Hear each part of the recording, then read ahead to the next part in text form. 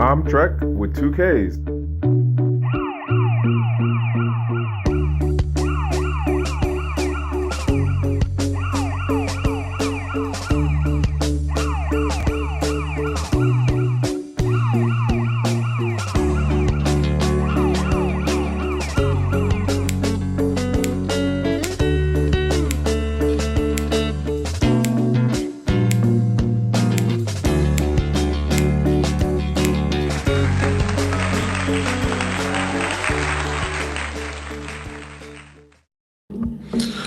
As they say, hola, hola, buenos noches, buenos tardes, GnGs. I am Trek with 2Ks, and this is Trek with 2Ks Live, brought to you here on another Monday, a Monday Eve at that. And it's a cold ass Monday over here on the East Coast. Oh man, that temperature drop was real. Just want to say what's up to everybody. I'm still over here trying to get these things in order. As you know, this is a one-person show. And yeah, this is a one-person show and I'm trying to get it done. All right, so I got a couple things and it's okay. I got a couple of different stories. Let me step back one for the new folks in the house. The basic idea of this segment is I go through Twitter and I find things that quote scratch my brain, right? And then I talk about it here on this YouTube world.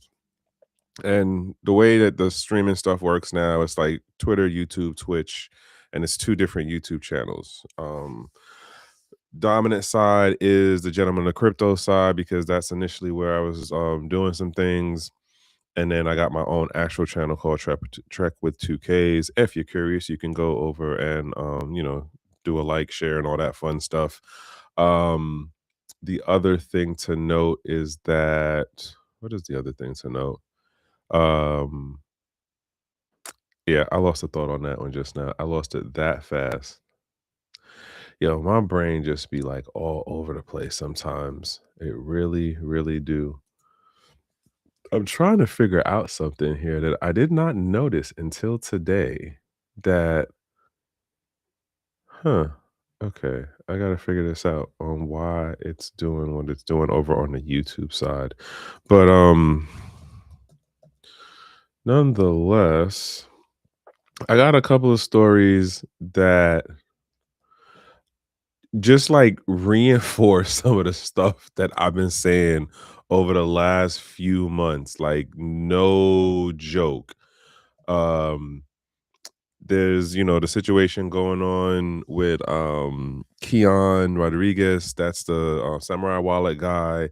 There's the stuff that's going on with the OCC. If you don't know who the OCC is, it is a entity within the US that is a part of the government agency, and they're what is it? What is it? The Office of the Comptroller of Currency, OCC, and they just apparently gave a number of financially related entities a green light on being a bank. So we're gonna get into that. It's a couple other things, and then I learned a new word today. Pano what it panopit panop panotopicon panopicon. There we go. And I learned about some new people. Well, a new person, which also ties into a name that I brought up last week, named Clifford Sommer. He was this is like back in the 70s, 60s, 70s. He was a part of the National Bankers Association, and he had spoke before Congress about financial privacy. And yeah, like it's all like coming back to circle. It's all coming back to circle. And then it yo, like yeah, y'all know how sometimes like we talk about like how like you'll see like look at something on your phone and then like something will pop up on your YouTube feed or on your Twitter or on your Facebook and stuff like that. Um, Same thing. What? Wait, when is this from? Hold up. Okay, hold on. Now I gotta go look. Sorry, something just caught my attention, and I gotta see what is that a new thing or is that something old? Huh. Interesting. All right. Anywho, um, so yeah, uh, it's just crazy to see how all the stuff is is like it's showing itself. It's playing out, meaning that oh, that's what's going on with that. Okay, got it. So, meaning that like like you could say it's like it's just like the universe showing itself, and then there's the other part of just like if you've been in a space long enough, you'll notice trends and patterns of behavior as it relates to the entities and personalities within that space, as well as the governing bodies of that space. And lo and behold, some of the things that I've been talking about for like months, if not years, it's here. Like it's friggin' here. And it's kind of funky to see. I don't know if funky is the right word, but it is interesting to note that these things are happening and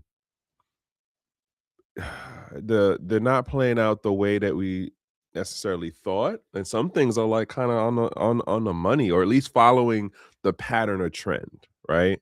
No one like can call the future per se, like, hey, on Thursday it's going to be, this particular thing. But as far as this financial crypto related space goes, like there's definitely a number of things that are just really like, oh wow, like this is this is the direction that I kind of saw it going in. And some of it arguably for some people is cool and some of it arguably is not cool. This is just, where I'm at with it now. And I think it's more so of just the still kind of holding on to the old ideals and realizing that like the new stuff don't matter. Like not the new stuff, the old ideals of the use case and stuff with the technology doesn't matter to this newer generation of folks, and then it doesn't matter to the trade fi folks and the government folks, if that makes sense. Sorry, I had to wet the whistle there. And so that's kind of what I am slowly but surely like understanding more and more as we move into like this phase of the crypto space, or like um I guess arguably like just finance in general, right? The addition of cryptocurrencies um as being a recognized instrument within TradeFi, and not just like a here in the US thing, but like globally speaking, right? You have your financer, Wall Street type, Wall Street daddy folks, and governments are like, all right, like, yeah, we're gonna accept it that crypto in regards to technology is a thing, but we're not taking the use cases that y'all talked about back in the 2013, 2012, 2011. Nah, we don't care about that stuff. But you know, yeah, so let me start moving into this. Yeah, there's definitely a couple of things that I'm just like, what in the world? And I'm at, well, we'll get into it. We'll get into it. There we go. Boop, boop, boop. And then, nope, not that one. Let's see, mess that up. There we go. All right. So this is the first one we're gonna jump into. As I said, the what is it? The Office of Comptroller of Currency. This is OCC. They basically approved BitGo and Fidelity to basically become national trust banks, and this is a huge thing. As some people are being very pro and excited about this.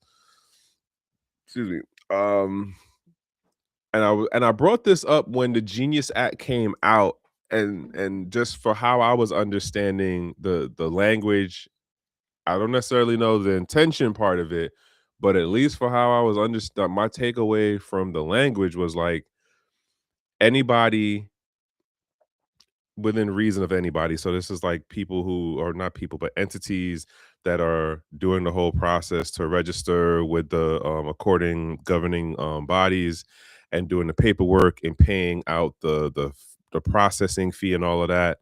You know, they're pretty much going to get the green light to be a quote bank, right? And it doesn't matter if we're to, and when, the part that really worried me the most was it's going to be non-traditional financial institutions that also get to play in this sandbox. I don't even know if I should call it a sandbox because it's not going to be just limited to here in the US, right? It's not just a this side of the pond thing. So yeah, like it's just it's a weird thing to watch, y'all. Um, what is going later? Huh, that's so crazy. Yo, I swear to goodness, this month, the last month, we lost the creative people. It is really wild how many people passed within the last like 4 weeks. Like just today, I seen the thing about the dude. She's a bad mamma jamma. The art dude, three or two voice actor people passed. Like it's wild out here, man. It really is. What was I trying to do? There we go. Yeah. But yeah, so this situation, and I go back to what I was saying like X number of months ago. I think that this is arguably a setup, and setup is probably the wrong word. Adoption is more not adoption, absorption. There we go. Absorption. And this is going to play into something I'm gonna talk about a little bit later on called the panopticon, and how I am now getting the connection to the whole thing of surveillance capitalism. Um, and it's kind of crazy to me at least, how we moved into this thing of surveillance capitalism, and we had different technologies that worked for where like, all right, you didn't need to be as tightly surveilled. So case in point, cash, currency in forms of the cash itself, the fiat physical thing itself, one of the most optimal forms of privacy when it comes to like physical currency, right? Doesn't matter what, nationality thing it is. It's dinar, the peso, whatever. It's cash, right? It doesn't um uh track or trace to you as the individual. It doesn't have your name on it. Arguably wouldn't have your fingerprint on it. It doesn't have your address and stuff like that, right? But then we get to this thing of like cryptocurrencies. And I'm gonna move on into this next thing. There we go. This let me jump back one. I know folks who are in traditional finance are going to argue that this is a great thing. I know that there are folks who are like, hey, um, this is the adoption we were talking about. I don't necessarily agree that this is the adoption we were talking about back in like the 2013 period. Again, the title of the Bitcoin white paper clearly states um what the intention of crypto in my mind, the title clearly states what it was supposed to be about, right? This isn't specifically saying Bitcoin. It's not specifically saying, a crypto, but these entities, these businesses are crypto related. So this is another level of adoption.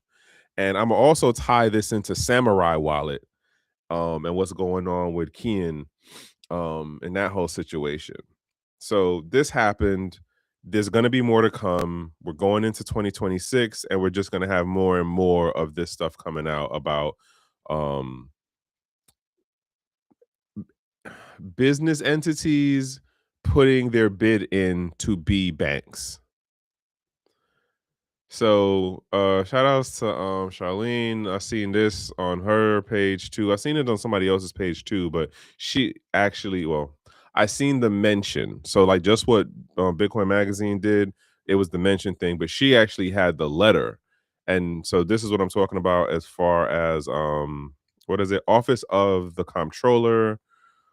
uh, there we go. Of the currency.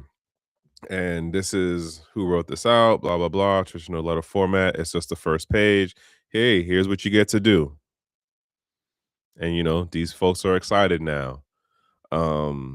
The Again, I know some people are going to argue that this is a good thing. um but in my mind, I see this as it was brought up by somebody else I had posted um X number of weeks ago on the question of, are we looking at adoption or are we looking at absorption? And based on something else that popped up, random, I can't even say randomly popped up in my feed today, but um something else that popped up in my feed today was a video talking about the new ways that banking institutions are creating profiles, and they're called SARS reports, which is like what is it? Oh damn. It's SARS, and there's another one. I think, what is it? It's not cars. It's something assessment report. But basically, like, banks are using AI to map, track, and trace your financial activity. So let's say you never got into crypto when the stuff first started happening. And then let's say you never got into precious metals or anything like that, right? And then let's say this year you started searching on Google, you started searching on whatever thing you were using. That information of your search history is then being connected with now let's say you go to the website, you make a login, and you do all of that stuff. Now it's like, oh, this person spent X amount of time on a crypto exchange. This person spent X amount of time on a precious metals trading or exchange platform. So here it is that, like, you had no previous search history of looking into crypto stuff or looking into precious metals. Now all of a sudden you did. Then there's another thing that tracks on whether, like, you went and bought like 300, or let's say of like $2,000 worth of precious metals through a wire transfer or something. Your bank is going, well, you never did business with this entity before. And on top of it, it is an indicator that you are looking to move outside of the traditional traceable finance realm. What? So basically, like, the way that the system is being developed on the back end is AI, and then these new profile patterns of where, like, there's like 3 or 4 categories. And the folks who are in the shout outs to Steven. Well, sorry, Stefan. Oh, God, why I can't remember his last name right now. My connect to the north. He's one of the finance folks that does like banks compliance and stuff like that. The way that this video argued it was, the banks are profiling or creating profiles on its users because it's like, hey, if you start messing in financial assets that are harder to track and trace, you then bring unwarranted attention from the governing bodies of the banking environment into our books. We don't want that. So if you start doing too much like Willy Wonka things, we're gonna have to close this account out, or we're just gonna have to be like, hey, like, why are you spending this money the way you spending it? What you doing? If you don't answer, even though there is no law that says you have to answer, and if you're not under an criminal investigation, you don't have to answer. I should add, this is not legal advice of any type. I'm not telling you what to do if you do have this situation. The bank has the right to be like, all right, well, we're just gonna close your account out. And then you get put on this list. So if the bank closes your account out in relation to like these SAR reports, and I forget what the other report is, you then get put on a list. So when you go to the other bank to try to open up account, they could see that bank A had closed your account and why they closed the account. But you don't get to know any of that the other banks see it. So it's just like this whole back end thing of there is a level of surveillance that's happened, which goes into the thing that I was talking about last week with the dude, um, Clifford Somer, who did the testimony to Congress. I forgot what the committee specifically was on, but it was in order to do the Bank Secrecy Act, which basically said banks, it de facto, it makes banks act like a arm of law enforcement in regards to tracking and tracing your financial activities. And then if you do certain things that like are on the checklist, they report you to the law enforcement. So that's like the predecessor, the pioneer to where we are today, with how banks are now like, whoa, oh, you did, $10,000, boop, report, boop, your account is flagged. And then there's a whole thing of like, what is it? Patterns of behavior. So let's say you had like 8 years of where you were buying, gold, and one year, like you just did, like, let's say you were doing like $100 a month, right? Pattern of behavior as far as the AI is concerned is all right, well, this is what this person's been doing for how long. We ain't worried about it. But then all of a sudden, one day you go from doing $100 in gold and silver to like $3,000 in some crypto. Now all of a sudden it's like, ooh, that might be a yellow flag right there. That was a change. Like you stuck with precious metals for all this time, and all of a sudden you went over to the crypto side and it was for this amount. Holy snap. You're getting flagged. Like, and so this goes into the thing that I was talking about, where I had mentioned about the Panopticon. All right, so like, how do I explain the Panopticon thing? By the way, shout outs to Alexander Greavy. I might be saying that wrong. I might not be saying that wrong.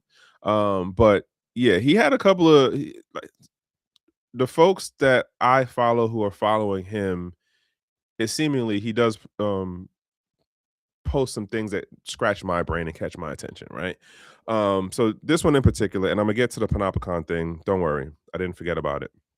Not to be outdone, couldn't agree more with SEC Paul Atkins. I I don't know how to take Paul Atkins right now, in that he says things that sound very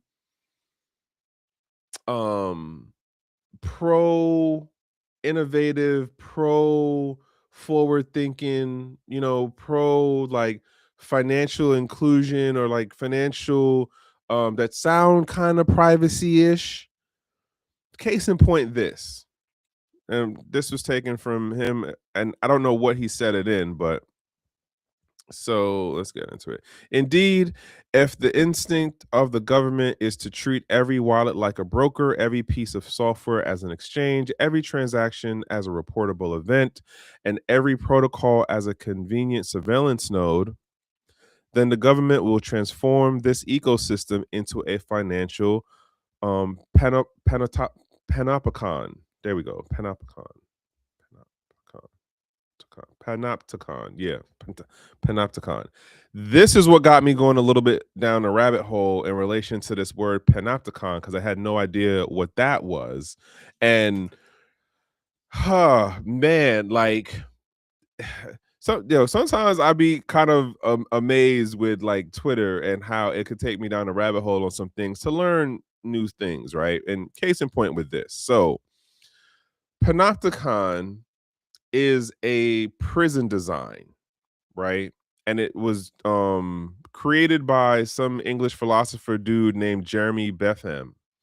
And so his basic idea was like, listen, we need to make the layout and the design of the prison work in where the prisoners believe they are always under surveillance.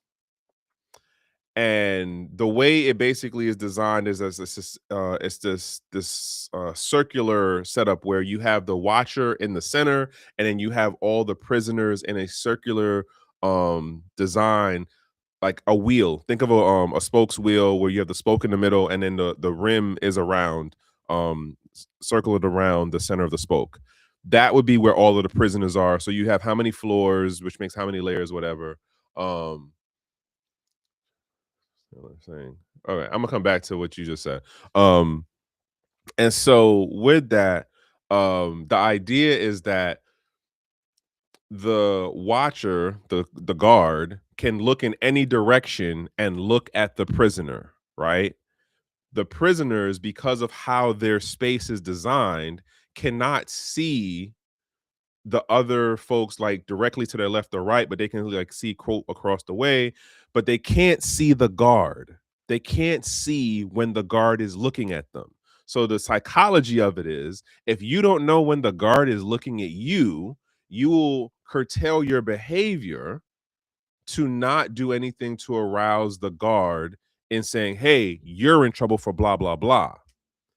And this also made me think of Cliff High. There was a number of years back, and this was like probably before the whole C19 thing, where Cliff was talking about how what he was noticing on Twitter and other social media platforms and anything like public storyboard stuff, that based on how he saw the web crawlers that he had made, how they were going, he was noticing a shrinking and a consolidation of how people talked about certain topics.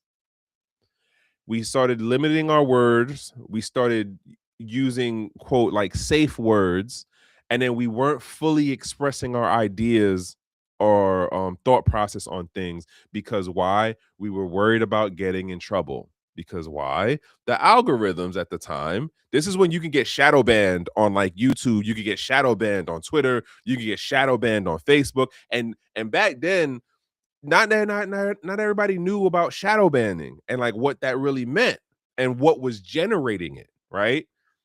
So nonetheless, this whole idea of the panopticon in that if you center the users, the participants, the depositors, the customers around a center point that has the ability to look at these individuals or quote their activities, because now we're talking about technology, right?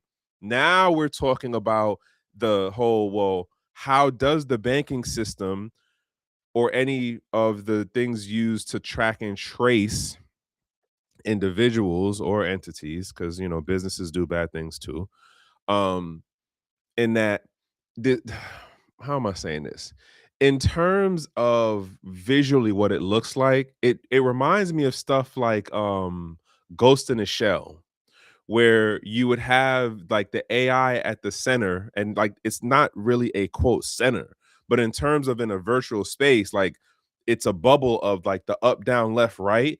are all the different like data points, and at the center is the watcher. But the watcher is the software, it's the AI that goes, oh, you bought something over here, you sent a text message, or you posted something on whatever social media, like the level of connection that's happening.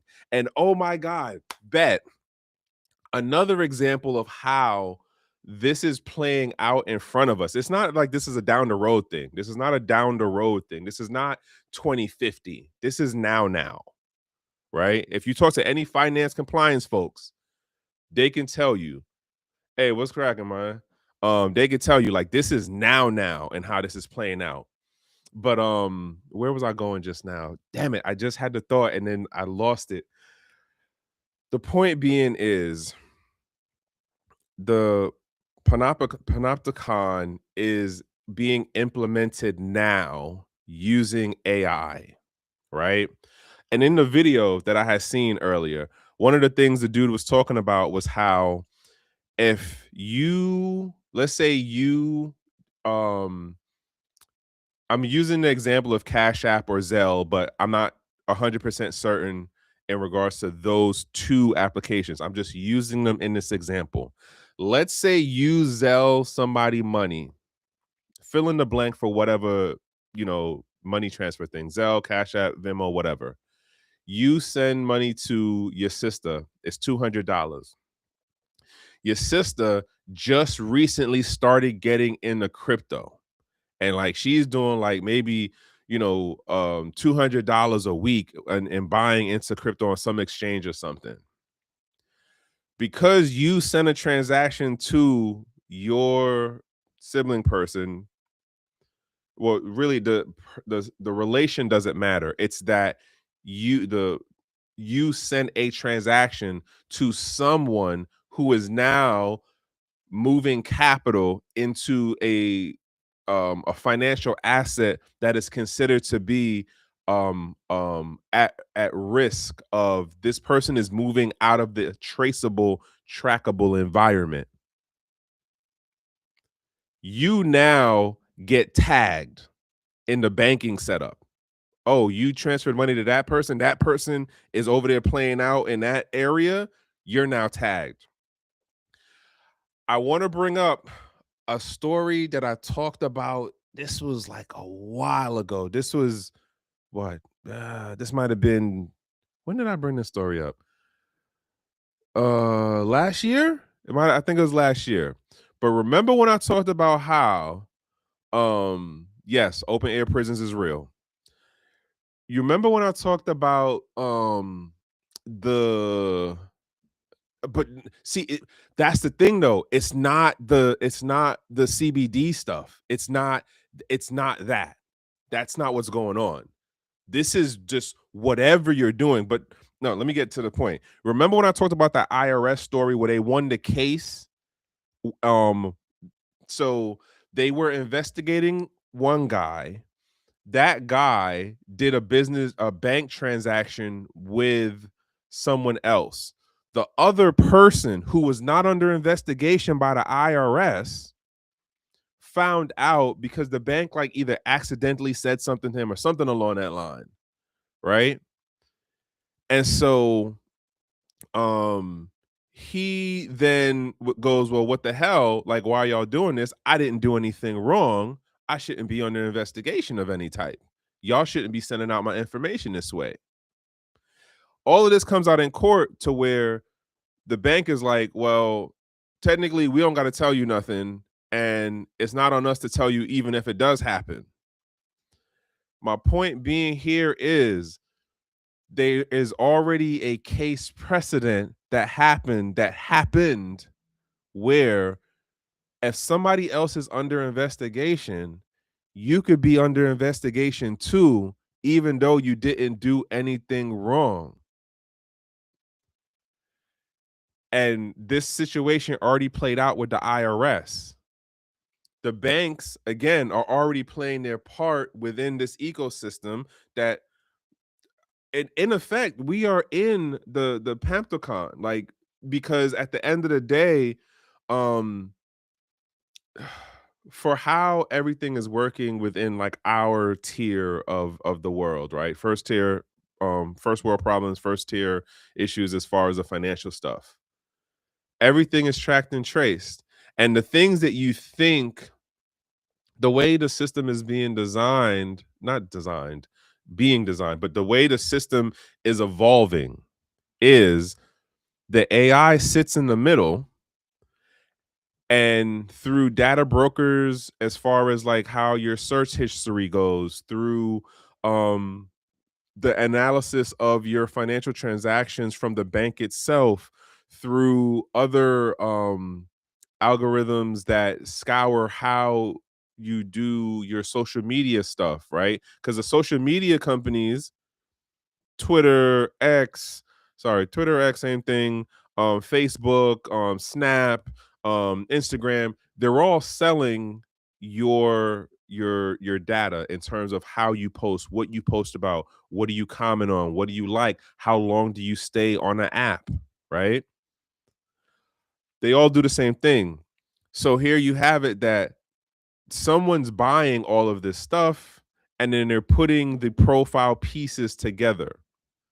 You combine that with your bank information, you combine that with your your so financial information, your social media information, your spending habit for how you go to the supermarket, like effectively that is a panopticon, because at the center is some algorithm somewhere that's compiling, there we go, compiling and analyzing all of what is connected to you and making the profile.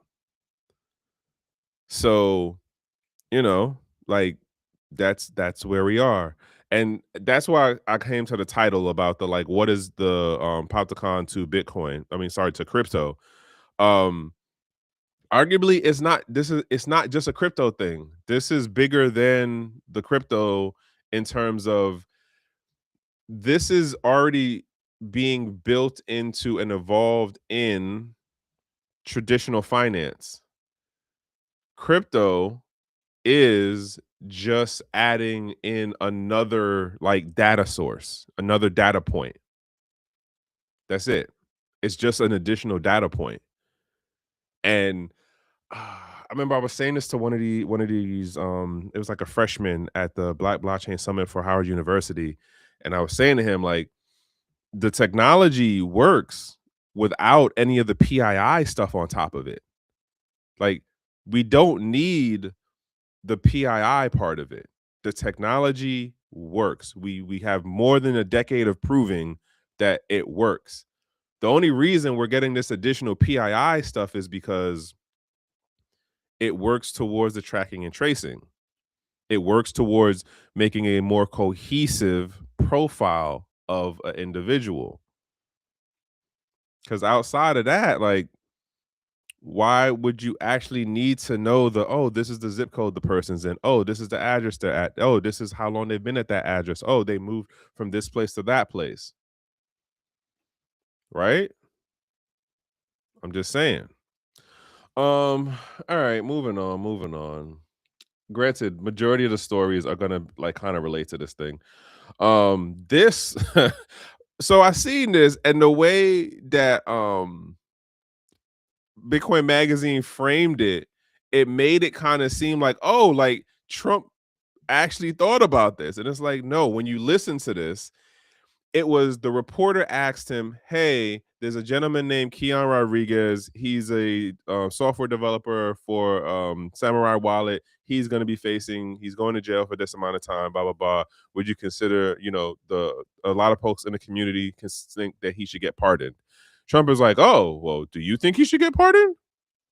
Sounds like you do, considering your question. And it's like, oh, well, I heard about it, but yeah, we'll have to look into that. I don't know the details, or I don't really know, but we'll look into it. And it's like, eh, I, I, d- I don't know. I don't see it. I don't see it. I just feel like that was one of those, someone clipped a moment that sounded big and cool, but the practicality, I don't see it. Also wanted to throw this out. If anybody's been paying attention to Lynn Ailden, I am horrible with words right now. This is her book, Broken Money, and apparently it got translated into Chinese. So if anybody's read this, like, give me a comment. Hey, do what you gotta do, my man. Do what you gotta do.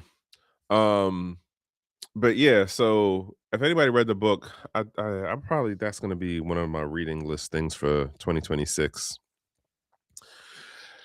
Yeah, 2026. I gotta get back into reading more. I've been horrible this year with reading. And when I say reading, I mean like audiobooks. Because I read way too slow to do physical books. Unless I really, really like a book, I read way too slow to do physical books. Um, but yeah. So just throwing that out there. If anybody read the book, be curious to hear your feedback on it. And yeah, I'm gonna get to that this year. Also, shout outs to that guy, Reggie Middleton. Apparently, no, this wasn't the one, was it? Yo, I'm trying to remember what the name of this wallet was, but I feel like this was the company that helped them go public when they were doing their public offering. And ever since, oh man, this is this was one of the early wallets that was doing swaps and conversions. So you had like how many of so what is this like the 20, let's say 14 period, um 2014, 15, and you could go in, you could swap the Bitcoin for the Doge for the Ethereum for the like Filecoin. Like this is back then. I cannot remember the name of the wallet right now. But when I seen this, the name popped into my brain, but I don't remember if it's done specifically. Oh, man, I wish I could, but nonetheless, I'm curious to see how this is gonna play out for you, brother. Like, I really am on the end of it. Just seems like traditional finance, aka TradeFi, and a number of these crypto companies are really just playing openly. Like, yeah, we're gonna do blah blah blah with tokenization, and as I've said a number of times, I think that the way Grok as a LLM, aka AI, is integrated into Twitter, it is more of an expert on Twitter thing or crypto space things than um uh pretty much all of the other LLMs, in my opinion. Granted, that doesn't mean I'm saying trust everything that comes out of Grok. You definitely have to do some phrasing and re-questioning when you use Grok or any of the LLMs. But I've seen how Reggie does do the questionings and the bills and stuff with it, and I think that arguably Grok is kind of validating some of the things that Reggie makes as his stance about how his patent holds up in the space. But I guess time will tell how it plays out. There's another video of what's his name, Paul Atkins. He says something, and Reggie showed the video. Like he did the clip of the video where he's like, "Yeah, tokenization is innovation, and the SEC is all about innovation." I said, "Yo, stop the cap, my guy. Stop the cap. The SEC is about throttling innovation because you cannot have the everyday person or even like really creative innovative businesses moving at a faster pace in the industry in this case it's within the financial realm than the government is able to regulate. So in my mind it's just like, bro, what are you talking about? Like that doesn't even make sense for how y'all work. That doesn't, and beyond Gary Gensler, like beyond him, it is just does not make sense as that's how that the SEC is about innovation and being able, no, it's about making everything on average. That's it. In my mind. There's definitely people who would argue different, right? Other thing to note, this one caught my attention because what's the name of it? The So NASDAQ prepares filing to extend stock trading hours to 23 hours on weekdays. This is another example, as for the trend and the indicator, that financial institutions, TradeFi, is looking to adopt things that they saw validated as working in the crypto space. Oh, well, like 24-hour trading, I don't know about that, but let us try to do at least more than 10 hours, a 10-hour day, more than a 12-hour day, more than a 15-hour day. Like, uh, d- I don't think y'all understand the madness that is about to come down the pike if they get this, especially when you put in the auto trading that goes on the Wall Street side, let alone what's going on over here on the crypto side, and you start getting into futures and the paper markets. And yo, today I learned a phrase called yeah, this is me being late. This is me being late. Don't judge me. You can smudge me, but don't judge me too hard.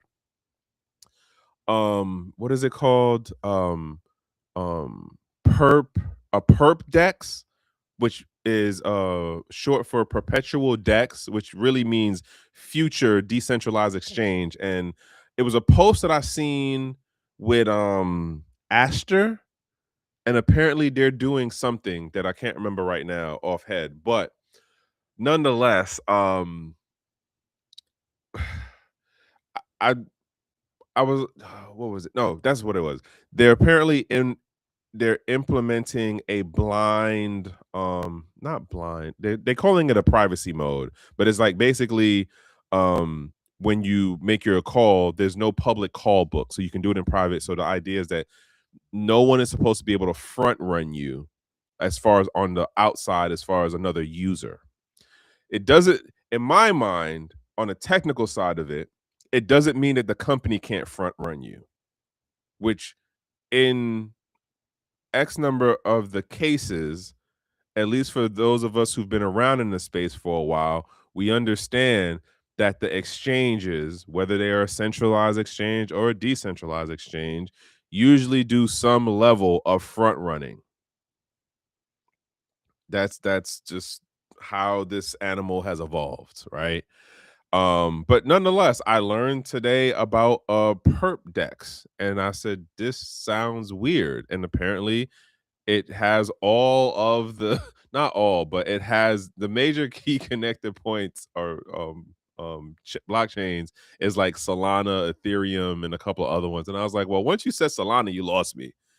But that's just me, though. That's just me. I have not played in that space in a good while, and I imagine if I try to do something now, I would be flagged all over the place, because it was like, whoa, where'd you come from? Your accounts have been dormant for like how long? Ooh, that's another story I'm about to jump into. But anywho, yeah, Nasdaq is trying to move to 23 hours, which means like the Asian market space will be able to connect in easier or do activities within the Western markets, because now you're talking about 24 hours. That's wow. Again, we see TradeFi adopting things that were proven to work within the crypto space. 24-hour markets, which is also like, well, how long do you think it'll be then before we get to 24-hour markets? Like the NASDAQ working 24 hours. Because another example is even like Swift, I think Swift is 8 or 12 hours, but like CIPS, um, is what is that, 15 hours or something like that? 15 or 8 hours. Like the point where I'm going is that traditional finance, in terms of the Western side of it and the mechanisms we have, we are playing catch up to the Asian side of it, as well as playing catch up to the crypto side of it. That's my point. That's where I'm trying to go with that. Oh, then other story. PayPal also submits an application to become a bank. They're also applying to OCC to be like, hey, we want to be a bank too. Remember what I said? The Genius Act is going to open the floodgates. And these are like the the the players that have a name already. We ain't even see the folks who you're just like, wait, what when did you become, when did you exist? Like, where did you come from? Is when the non-bank entities start throwing in their bid for it, which I imagine some should be at this point. I just haven't done the research to look into who's who. But I imagine there are definitely non-bank, non-financial, that's the word I'm really trying to put together. Non-financial entities are putting in their application to be a bank. And we just added into our own we are adding, we're building our own mayhem. That's what I'm trying to say. We are building our own mayhem. So shout out to Molly White. I seen this one. So it says there must be a name for using early investors' money to pay off newer investors. So basically, Robin Finance suffers a 2.7 million exploit, plans to use dormant user funds to repay active users. So here's why this caught my attention, aka scratched my brain. Okay. Those of us who've been in this space pre 2017, I want you to think back. What's going on? Courtney Johnson. Hey, I want you to think back, if you were here before 2017, on how many different exchanges you were on back then. If you was around 2013, 2012, it was madness. It was the Wild West, as they say, right? But think about how many different wallets you've had over the years. Think about how many different exchanges you've been on. Think about how many different type of projects you try to, oh, this is going to be the one, or oh, this makes sense. That capital, and I know this for myself in particular, that there's a number of exchanges that I've been on that I haven't touched in years. And if I go back and like, all right, let me see what the dust was when I left it, right? This. So my point of where I'm going with this is, and I'm looking at all of these exchanges out here, KuCoin, what's the other one? It was KuCoin, OKX, DYD, all of the joints that was like pre 2017. Oh, and then even think about the DEXs and the decentralized exchanges. Everything that was pre 2016, 16 and back. How many of those platforms at the time when you left them, stopped messing with them, forgot about them, didn't trust them no more, whatever, that dust, those dormant accounts, those dormant smart contracts, if you were yield farming and stuff like that, these accounts are eventually going to get used for something, because the value in them is there. And this is no price talk. Remember, I'm not a financial advisor. I'm not a CPA. Shout out to my guy, CJ the Smart Guy. He is my CPA. If you are in this American jurisdiction, I constantly say cross your T's and dot your I's. But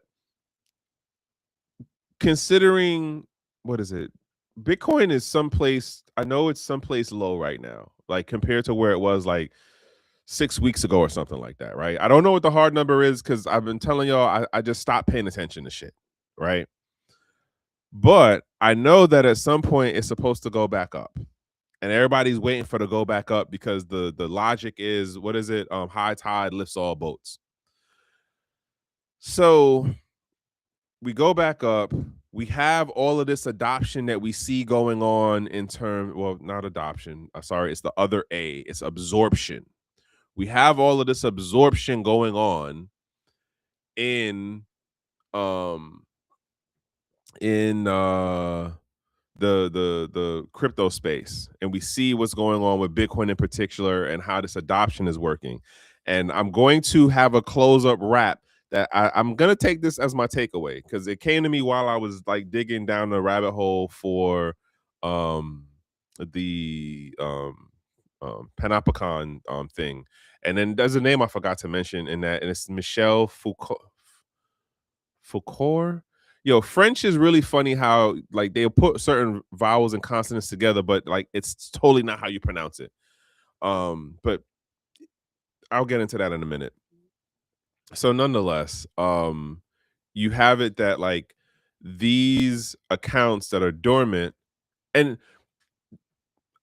I don't know exactly how new or old Robin Finance is, and I'm gonna lump them more with traditional finance side, but I can see more financial institutions doing this. And then oh god, there was something that just came out the other day about credit unions, and I can't remember it specifically, but credit unions are about to do a switch up on the public. And oh, I wish I could remember this right now, but I so cannot remember the exact detail of what it was. Something came out that is going to change how credit unions go move going forward. And it's going to come to me at some point, hopefully before I close this out. But nonetheless, I think that we're going to see more financial institutions play this game of we're going to take the dormant account capital. If it's on the crypto side, all right, we'll transfer it out, we'll exchange it so that it could be in a more usable medium, not medium, but like currency type, and then we'll do what we need to do. Because like just think about this. I know for me, I've been in long enough to see how many people come in crypto and leave crypto.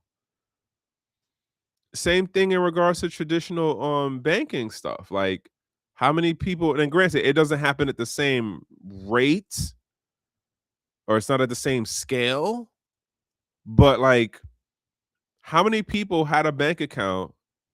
Well, if you're in America, it's in particular the US, it's not a common thing for Americans to have more than one bank account.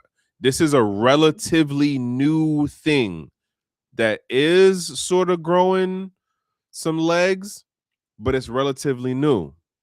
Versus if you were in Latin America, if you were in Africa, if you were in Europe and stuff like that, certain parts, I think I would argue probably more east over west, but it's a relatively new thing for you to talk to Americans and be like, oh yeah, I also bank with such and such, or I have an account with this, and this. Our pattern of behavior was a little different in comparison to other places. Nonetheless, I see this coming up more. And I also wonder how much of an influence did what the Europeans are doing with the Russian assets in terms of saying, hey, we're going to give this to Ukraine? Because I think the way it initially played out was like, all right, we're not going to take the asset itself. We're just going to take the additional capital that came from the asset, the proceeds. We're going to take the revenue, the extra revenue stuff that came from those assets. And now it's like, all right, well, we're just going to take the assets. I wonder how much of that behavior over there is influencing this behavior over here, if that makes sense to y'all. Hey, have a good night, man. Sorry, I just saw that. What was the other one? SEC Atkins, public blockchains are more transparent than any other financial system ever built. Yes, but this goes to what I had just said a couple minutes ago. The thing that makes the transparent part is they added the PII layer onto it. It was public in terms of like, yes, you can see that this account interacted with that account and it was for this amount, right? But you went the extra step and was like, well, we need to attach the wallet address to a real world PII. That's the part that is where I'm like, I'm not really pro this. And again, if you just take that quote itself, it almost sounds like, oh yeah, he's pro, blockchain. And it's like, yeah, but is he pro blockchain for the same ideals that you understand crypto, or like that you understand Bitcoin? I don't think so. That's just me though. Um, this was another one. And again, I would argue some smarter people, and they follow some pretty smart people. And again, Alexander Grave, or Grave, might be saying that wrong. So apparently there was a SEC hearing, and Hester Pierce submitted her take on um privacy and the challenges that like the government faces on stuff. And so let's read this. And it's a longer actual piece. I think it's like a one pager. It's not crazy long, but this is the takeaway part that a lot of people kind of was paying attention to for what she was saying, right? So several themes should guide government's work. Government should not assume ill intent when people take steps to guard their privacy. Protecting one's privacy should be the norm, not an indicator of criminal intent. Government should resist the temptation to force intermediation for the purpose of creating a regulatory beachhead or facilitating financial surveillance. Relatedly, the government should avoid imposing regulatory obligations, including Bank Secrecy Act obligations, on a software developer who does not have custody of a user's assets or the ability to override a user's choice. Sorry, override users' choices.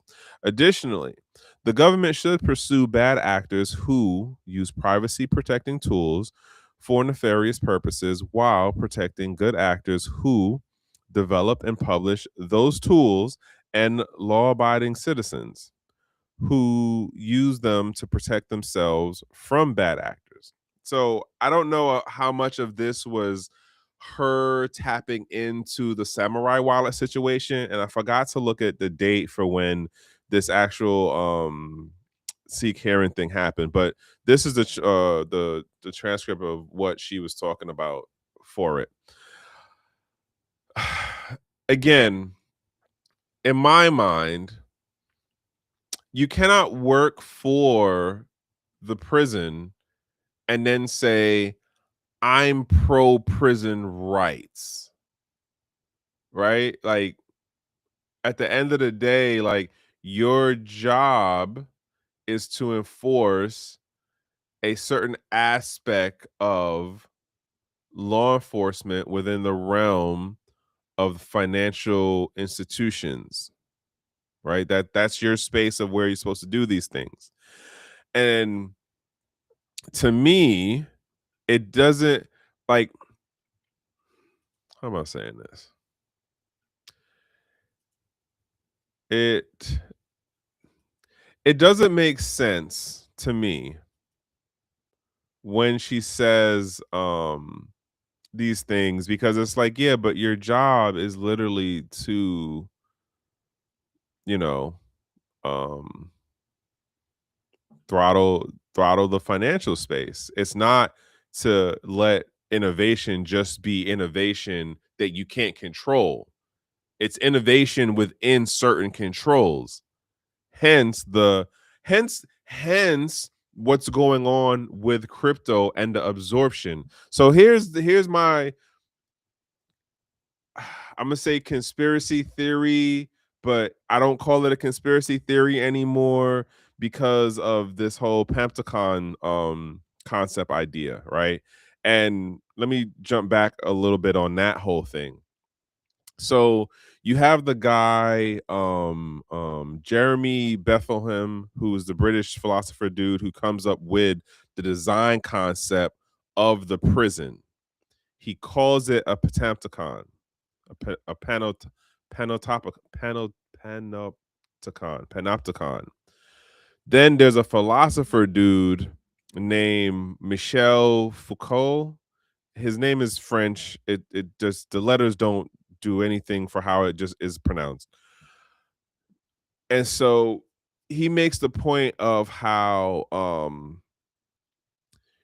the psychology behind it is that you get it to a point where people don't where the prisoners in the case of the jail um look to keep themselves in proper or appropriate behavior in order to not arouse the guard, the watcher at the center of the jail, right? And so in effect, there's a point where you um don't know if the guard is always there. So you could basically take the guard out and the people, the prisoners, will watch themselves. They will keep within the appropriate behavioral pattern because they don't know if the guard is looking at them. That's how the dude Michelle breaks down like the psychology of it.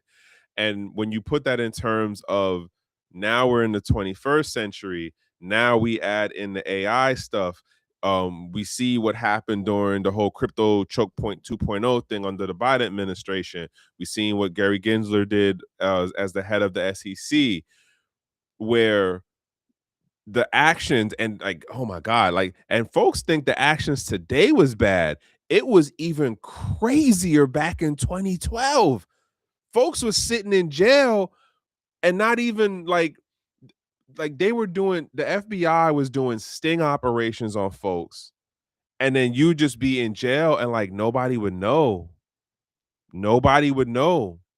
They were turning people's lives, and I'm not saying they weren't doing crazy, they're not doing craziness things now, but like what they were doing back in the day before the social media thing was what it was today, you could have been gone for 2 months, and then when they finally let you out, like you come back to quote, life, and financially you're just screwed.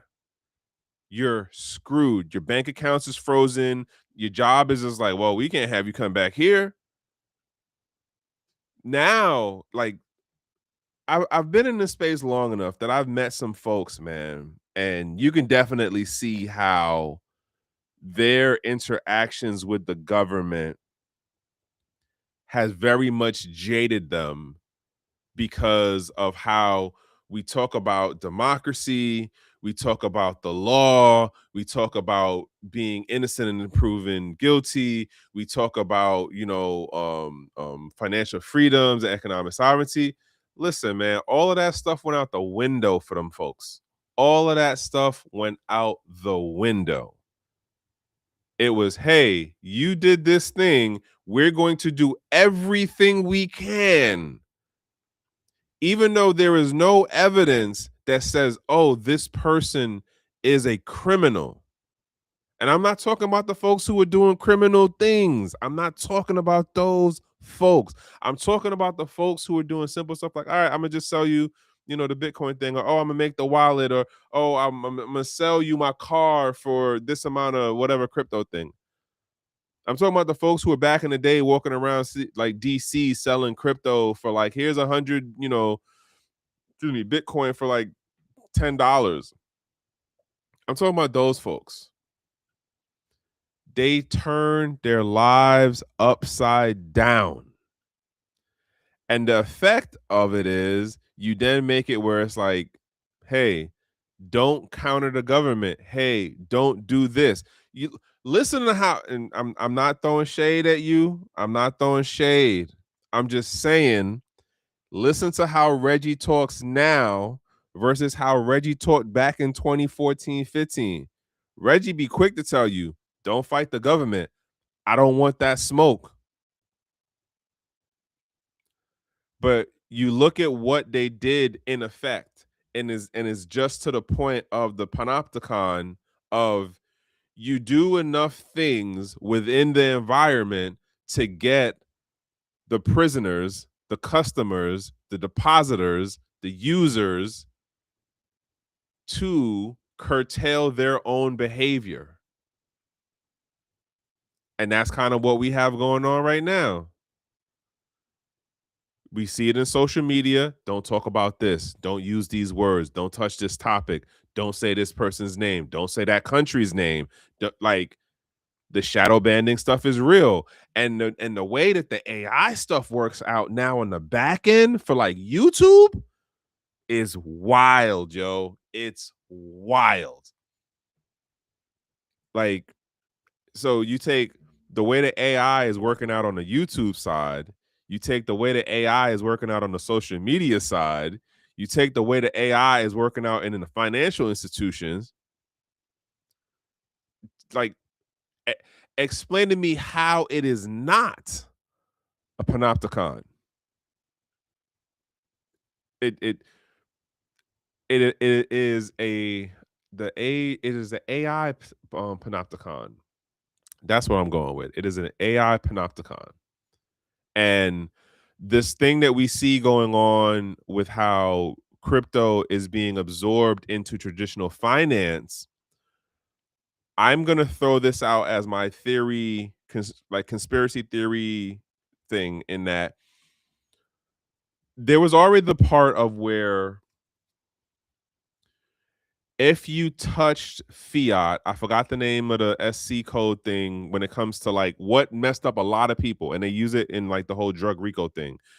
It's when you touch the fiat that you get messed up. That's when the federal government's like, boop, he did it, bam, we got him. Right? It's when you touch the fiat. If you don't touch the fiat, they'll find all the other things of like digital transfer, electronic thing, interstate, blah, blah, blah. What is it? Like it's phone lines. Like it's based on some basic back in the day thing of like like wire transfers. That's what it is. Wire transfers, and how like the federal government owns the phone lines and some other stuff, right? So you have it that in the beginning, what they were getting people on was like some of the early foundation stuff. So you're talking about you touch the fiat, which is the domain of that country, right? That nation state. Or you touch some part of the infrastructure. Well, you touch the telephone somehow. That's FCC control. Now, what I would argue is going on is the way this adoption is working out. Sorry, I keep saying adoption. It's absorption. The way this absorption is working out is that they're bringing crypto into, yeah, wire fraud, that part. The way that this absorption is working is that they're bringing crypto in under X amount of the traditional gate guard agencies, departments, entities.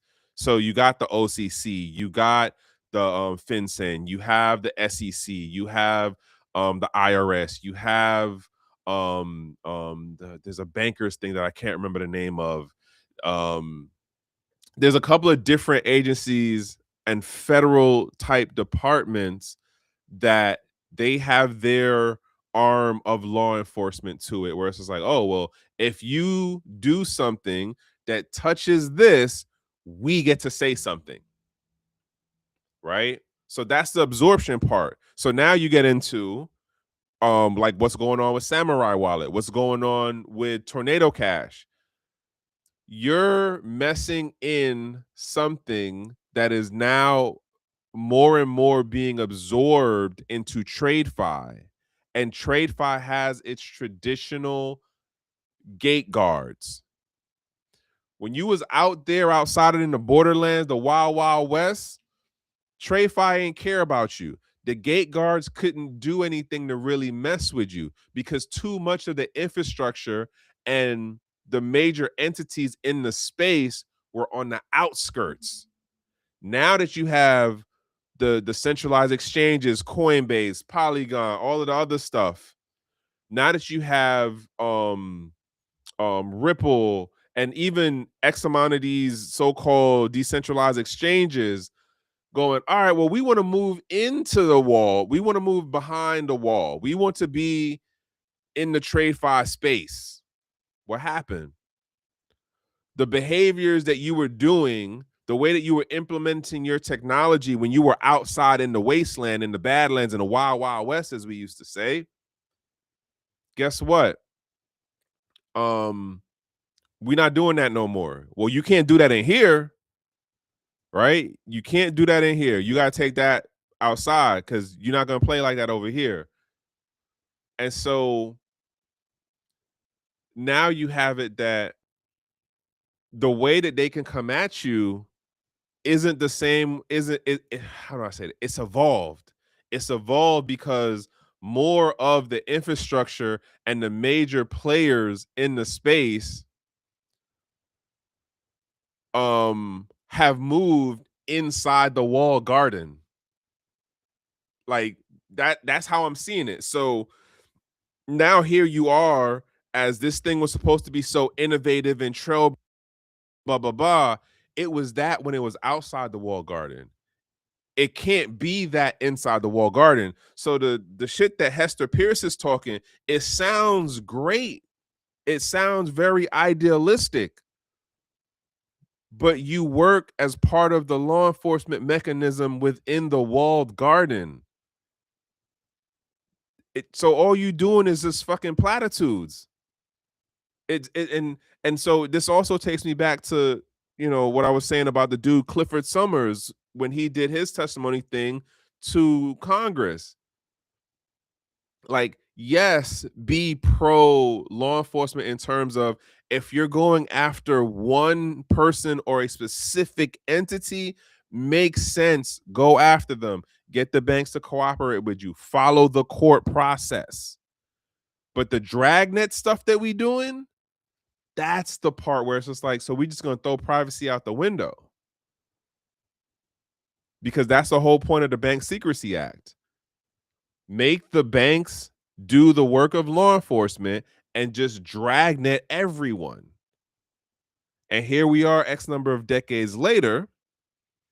And at least for how I'm understanding this and putting this together right now, crypto as a new financial asset, even though the technology can work without being inside the wall garden, is being absorbed into the wall garden. So when folks do violate in terms of creating privacy technologies or creating other types of technologies that allow for more economic sovereignty or other like financial freedoms that move around the gate guards, well, now you messed up because you crossed, you stepped on the toes, and there's a governing body that can be like, oh well, that's our lane, we got to touch you now, we got to send you to jail, we got to find you, we got to put you out of business.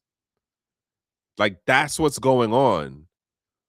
It's evolving in how law enforcement is going after people because they're absorbing the infrastructure and the major players behind the wall garden. That's where we are right now. Let me do this and then I'll probably be out. That's what I'm like today and last week's joint. That's what it got me to realize. Who is this? So Cedric Yigelman. I'm gonna say that's it. Yeah, so this is him, Cedric Yigelman. He's talking about what's going on with Keon and the whole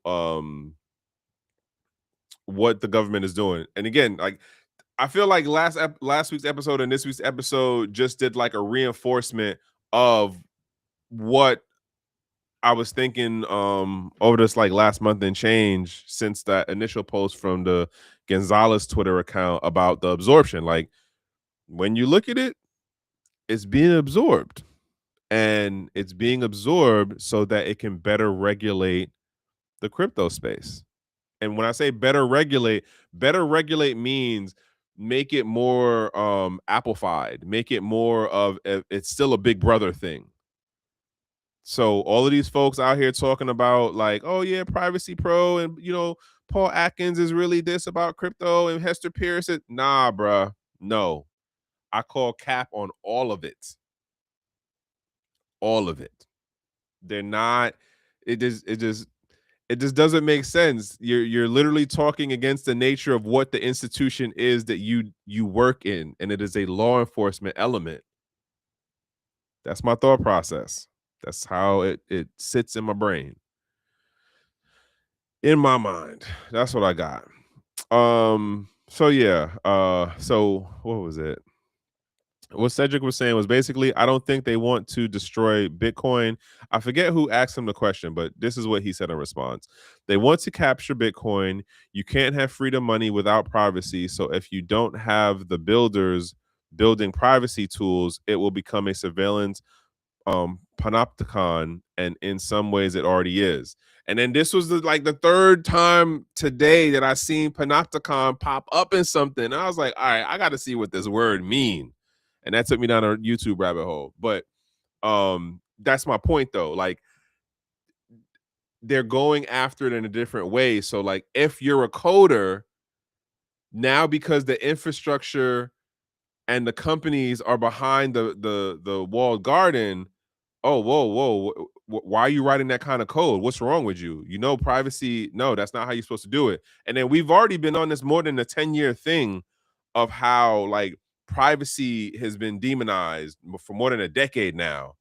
And we just gonna, I guess we're gonna see how this play out, man. Cause it's not just a here thing. This is definitely not just a US situation. It definitely is going on in other places around the world. Um and yeah, that's just where we are right now.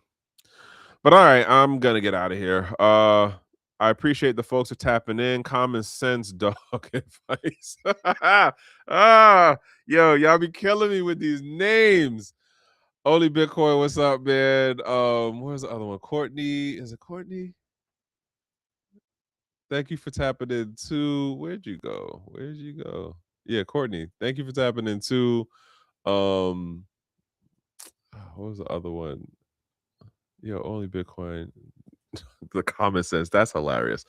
Um, where's the other one? Yeah, they're saying right about now, state of the nation. BM Bermudahed. Yeah, I'm saying that so wrong. Hamed. Yeah. Shout outs to you too. Thanks for coming in. Yeah, so that's what I got for y'all tonight. That's fucked up. Yeah. Yeah. Like, bruh, what when so I seen the word and I'm like, what does this mean? And then I looked it up and I was listening to a couple of people explain the guy who originally made it, and then the philosopher, the other dude who like really breaks down the psychology behind it. And if you take it and move it forward and just apply like the whole LLM AI technology thing in the different online connected areas that like we generally operate in, it is what it is right now. Like, that's it. It is a panopticon. Yeah. And we are slowly but surely just doing it to ourselves. Um, what was the other thing? Was there anything else? I said the whole thing about the perpetual dex, which I still am really lost on the fact that there's a perpetual dex, but whatever. But that's all I got for y'all. As I say, it's a Monday and you know it's in the holiday season. Check on your folks, check on the people you ain't speak to in a minute, check on the folks that you just saw yesterday. Like, it's crazy out here, man. It's crazy out here. I don't know how many of y'all been paying attention, but over the last like 30 days, like we lost a lot of creatives. The movie dude, the songwriter dude, singer from She's a Bad Mama Jamma, the movie dude. It was like 2 or 3 voice actor people that passed that were definitely, I remember the characters that they played. There's a couple other people. I forgot the actor dude name that passed. Like, it's literally like every other day I done seen something in my feed of somebody in the creative space who passed. And it's like, wow, man, like this end of the year is it's taking a lot of the folks onto that next level, the transition. But I say all of that to say, like, check on the folks you ain't speak to in a minute. Check on the family and the friends and the forgotten strangers, if that makes sense. But yeah, that's what I got for y'all. And as I say, from one human to the next, I can wish you is to be in a safe place, in a safe space, and in good company. And yeah, show up 3 different places is a dog whistle. Huh. Listen. All right, y'all. Y'all have a good one. The boy, yeah, I'm out. I'm Trek with 2Ks. I appreciate the folks for tapping in. And hopefully I get to actually make this LinkedIn post for tomorrow because I think now it'll probably come together better for me. But that's what I got.